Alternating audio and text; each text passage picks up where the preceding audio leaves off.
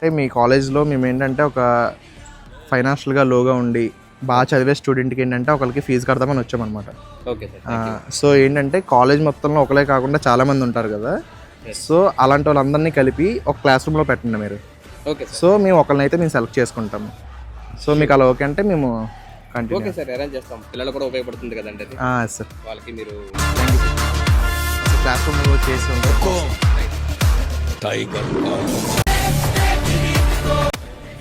Hi అందరికీ. నేను తెలుసా ఓకేనా? సర్ప్రైజ్ ఒక స్టూడెంట్కి ఉంది మీ అందరిలో. ఏంటంటే ప్రిన్సిపల్ గారు ఏం చెప్పారంటే ఇక్కడ ఉన్న స్టూడెంట్స్ అందరూ బాగా చదివే స్టూడెంట్స్ అని చెప్పారు. అందరు చదివే స్టూడెంట్సే కదా? అందరు టాపర్సేనా?